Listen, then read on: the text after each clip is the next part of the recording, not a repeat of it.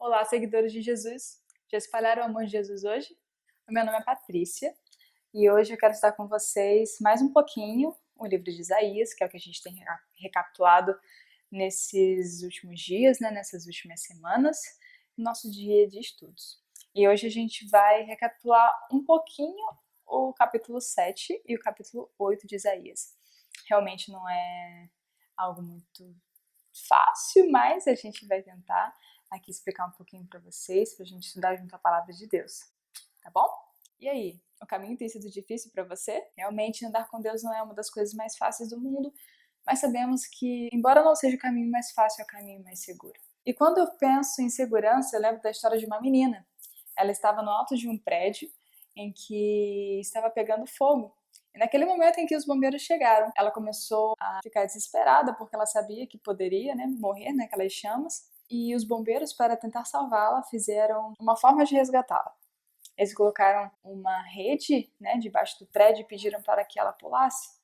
Mas a menina ficou em desespero. Imagina, ela não estava enxergando lá de cima aquela rede.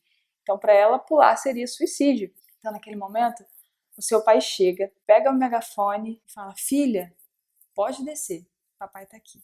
No mesmo instante, aquela menina, ao ouvir a voz do pai, ela ficou encorajada. Ela ouviu a voz do pai e percebeu que ela poderia fazer qualquer coisa porque o pai dela estava lá esperando por ela. Então, naquele mesmo instante, ela pulou.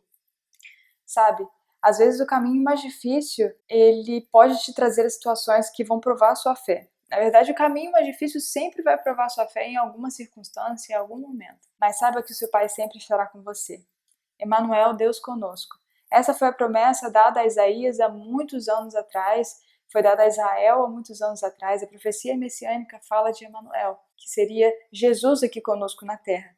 E ela também é para nós hoje, de que em qualquer lugar que nós possamos estar, Deus está conosco. E quando a gente vai estudar um pouquinho o capítulo 7 de Isaías, lá na parte do versículo 14 até o versículo 16, a gente vê uma promessa a respeito de Emanuel. Essa profecia era um dilema do rei Acais. E a gente fala isso porque o rei Acais, ele estava meio que desesperado, sabe? Embora Deus estivesse ali mostrando para ele toda a compaixão e falando: Acais, eu tô aqui com você. Acais, pode confiar em mim. Me peça qualquer sinal que eu vou fazer. Acais ficou com medo. Acais ficou tímido.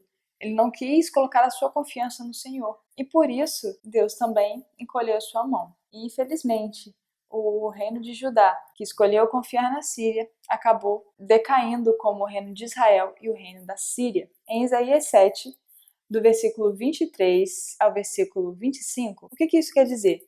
As plantações, a agricultura, tudo aquilo que Israel tinha para sua subsistência seria destruído pelo rei da Síria. Então Isaías ele já estava mostrando para Acais qual era a consequência dele não escolher estar com Deus. Acais ele teve a oportunidade de ter Deus ao lado dele, ter Deus fazendo por ele tudo aquilo que ele poderia fazer, que era salvar o povo de Judá, mas ele escolheu ficar com medo, ele escolheu não confiar no Senhor, e por isso as consequências viriam. Logo depois que Salmaneser V substituiu Tiglat-Pileser III em 727 a.C., Oséias, que foi rei de Israel, cometeu suicídio político ao se rebelar contra o rei da Síria. Os assírios tomaram Samaria em 722 e deportaram milhares de israelitas para a Mesopotâmia e para a Média, onde foram absorvidos pela população local e perderam a sua identidade. Dentro de 65 anos, Efraim deixará de ser meu povo.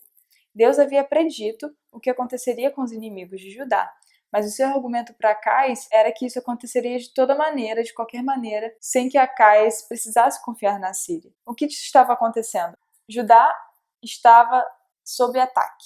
Israel e a Síria estavam querendo destruir o reino de Judá. Por isso que Acais ficou com medo. E ao invés de ele buscar ajuda e proteção de Deus, ele escolheu buscar ajuda e proteção do rei da Síria, que era o Tiglat-Pileser. E independente do que fosse acontecer, se ele recebesse ajuda da Síria ou não, os reinos de Israel e de Judá seriam destruídos de qualquer forma. Então, Deus estava mostrando para Isaías: não precisa você ter medo. A sentença deles, a sentença de Israel e a sentença da Síria já estão feitas. Eles serão destruídos. Não precisa você ter medo, não precisa você buscar ajuda com outras pessoas. Talvez se você estivesse vivendo no reino de Judá naquela época, você poderia perder sua fé. E você possa pensar como confiar em Deus nos dias tão difíceis. Nós lemos em 1 Pedro, capítulo 1, do versículo 13 em diante, algo muito especial. E aí Pedro fala assim: por isso, preparando o seu entendimento, sejam sóbrios, esperem inteiramente na graça que está sendo trazida na revelação de Jesus Cristo. Como filhos obedientes, não vivam conforme as paixões que vocês tinham anteriormente, quando ainda estavam na ignorância. Pelo contrário, assim como é santo aquele que os chamou, sejam santos vocês também em tudo o que fizerem, porque está escrito: sejam santos porque eu sou santo. Ou seja, Deus, ele espera de nós o quê? Santidade e comprometimento. Existe diferença entre você estar envolvido com algo e comprometido com algo. Quando nós estamos envolvidos em alguma coisa, você está ali por aquilo, acaba perdendo seu tempo, né? Investindo algum tempo, investindo alguma força, mas vai chegar uma hora que você vai enjoar. E aquele seu envolvimento, aquela sua paixão acaba. Mas quando a gente está comprometido a algo, quando nós estamos comprometidos com Deus, a gente pode passar por qualquer coisa, mas ainda nos manteremos firmes porque nós sabemos em quem nós confiamos. Como diz Paulo em Filipenses 4,13, tudo posso naquele que me fortalece. O que ele quer dizer nesse versículo é que eu posso passar por qualquer tipo de aflição, por qualquer tipo de dificuldade, porque eu sei quem me fortalece, e quem me fortalece é Deus. Deus ele foi muito claro com Acais sobre o que aconteceria com o reino de Judá caso ele escolhesse não confiar em Deus. A má notícia era que a Assíria, que era o aliado amigo, não seria tão amigo assim. A Síria iria se revoltar contra o reino de Judá e destruiria Acais e todo o reino. E quando Acais ele percebeu isso, ele começou a entrar em desespero. E esse desespero fez com que o reino dele declinasse ainda mais. E isso é muito claro em 2 Crônicas 28, do versículo 20 ao 25, que diz assim: o rei Tiglat-Pileser da Síria atendeu ao pedido de Acais, porém, ao invés de ajudá-lo, deixou-o num aperto ainda maior. Porque Acais pegou objetos da casa do Senhor, do palácio real e das casas dos príncipes e o deu ao rei da Síria. Porém, isso não lhe serviu de nada. No tempo de sua angústia, foi ainda mais infiel ao Senhor. Ele mesmo, o rei Acais, ofereceu sacrifício aos deuses de Damasco, que derrotaram, pois pensava, visto que os deuses do rei da Síria os ajudavam. Porém, eles foram a sua ruína e a de todo Israel.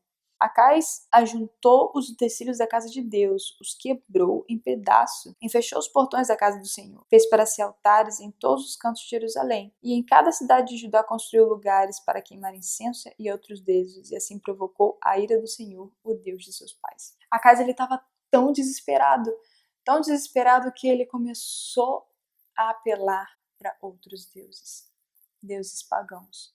Então Acais ele quis construir um altar de adoração aos deuses pagãos, aos deuses aqueles que Deus não suportava, porque eram deuses falsos, eram deuses que iriam arruinar a vida daquele rei. Ao chegar a Damasco, Acais ele viu um altar. E ele pediu para que o seu servo fizesse um desenho daquele altar e mandasse para Urias, que era o sacerdote da época. E Urias, ao receber aquele projeto, imediatamente ele fez aquele altar, corrompendo a casa de Deus, corrompendo o templo que era onde Deus habitava. Naquele momento, Acais estava simplesmente escolhendo servir a outros deuses e rejeitando o Deus de Israel, rejeitando o Deus de Judá, rejeitando aquele Deus que havia prontamente falado com ele através de Isaías e dito: Acais, pode pedir qualquer sinal, você está com medo, não precisa ter medo.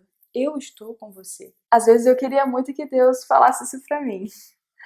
Me manda um sinal de que eu estou com você. Talvez Deus ele não está te mandando um sinal hoje como ele quis mandar para Acais. Mas hoje Deus ele tem a palavra dele. Ele tem pessoas que são usadas para falar com você sobre ele. Ele tem outros meios de falar para você que ele está com você.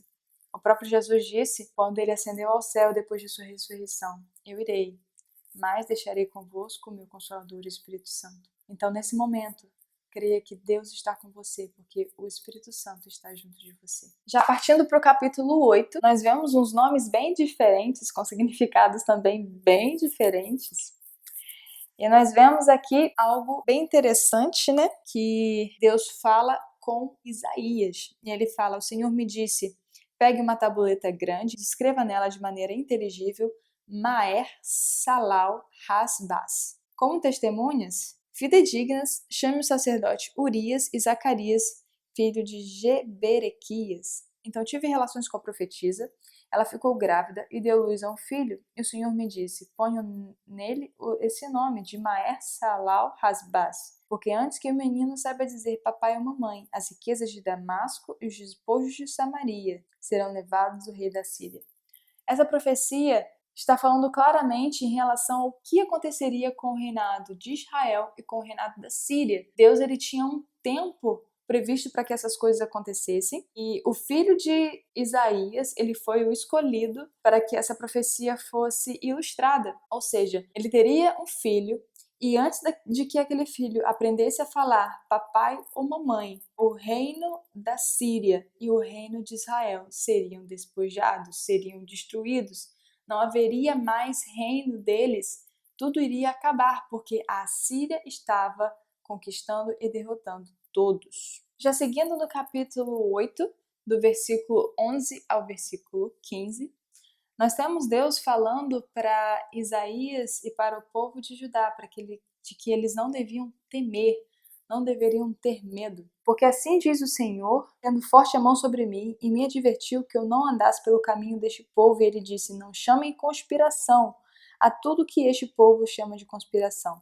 Não temam aquilo o que o Senhor teme, e não fiquem apavorados. Ao Senhor dos exércitos, a eles vocês devem santificar, e a eles que vocês devem temer, e a eles que vocês devem ter pavor. Ele será um santuário para vocês, mas será pedra de tropeço e rocha de ofensa às duas casas de Israel. Será laço e armadilha aos moradores de Jerusalém. Muitos deles tropeçarão e cairão, e serão despedaçados, serão enlaçados e presos. Quando Deus diz em relação a temer, será que é para a gente ter medo de Deus? Será que o nosso Deus quer que a gente tenha medo e trema diante dele? A gente precisa separar o que significa temer e ter medo. Quando a gente fala em ter medo, vem aquela questão do pavor, da insegurança. Mas quando a gente fala em temer, é diferente. Temer com um modo respeitoso, temer como um modo de reverenciar a nosso Deus pelo que Ele é. O Deus que é dono de tudo e soberano sobre tudo, todos e todas as coisas. É nisso que a gente deve pensar quando a gente pensa em temer a Deus. Porque o amor lança fora todo medo. A gente não fala que Deus é amor? Então como que Deus fala que nós devemos temê-lo se Ele mesmo também disse que Ele é amor? Porque temer a Deus significa temer a Deus e dar-lhe glória. Ou seja, toda a reverência, todo o respeito do mundo, todo o amor que nós temos dentro de nós, isso deve ser o que devemos dar a Deus. Porque Ele é dono de tudo, Ele é onisciente, onipresente, onipotente. Então a Ele nós devemos toda a nossa reverência, todo o nosso respeito. Deus não é simplesmente um cara por aí que a gente bate papo na rua.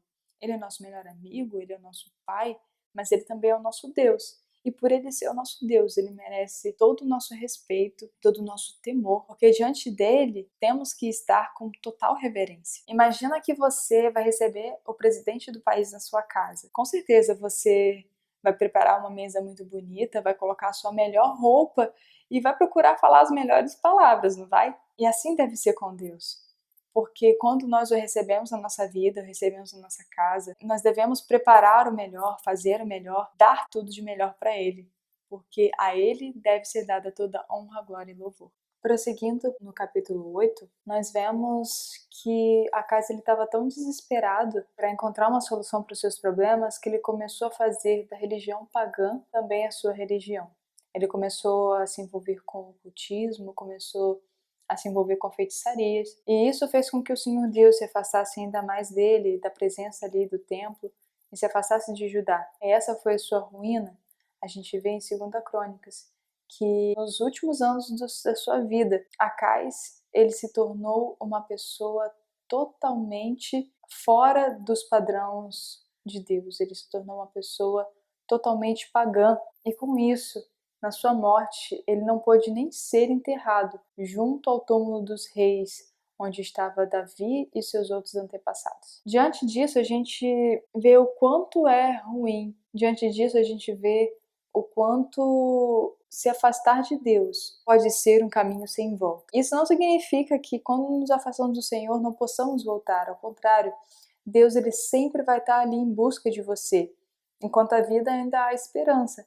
Mas chega um momento na nossa vida em que tomamos uma decisão. E um erro repetido várias vezes é uma decisão tomada. Então Acai já tinha tomado a sua decisão. Ele estava errando em não confiar em Deus, em confiar em Tiglat-Pileser, em confiar nos deuses sírios, em confiar em tudo, menos no Deus de Israel. E essa foi a sua ruína.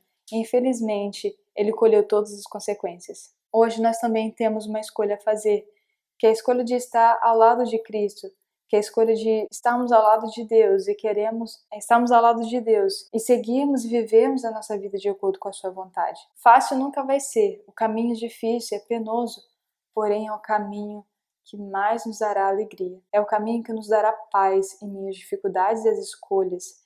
É o caminho que nos dará segurança quando nós estivermos passando pelo vale escuro, pelo vale da sombra da morte. Não faça como Acai, mas escolha estar ao lado de Deus. Escolha estar no caminho certo. Escolha fazer de Deus o seu Deus, a temer-lhe, a dar-lhe glória, porque chegada é a hora do seu juízo. Esse foi o vídeo de hoje. Semana que vem nós vamos ter mais, vamos estudar o capítulo 9. Eu aguardo vocês e nos vemos até breve, se não aqui, debaixo da árvore da vida.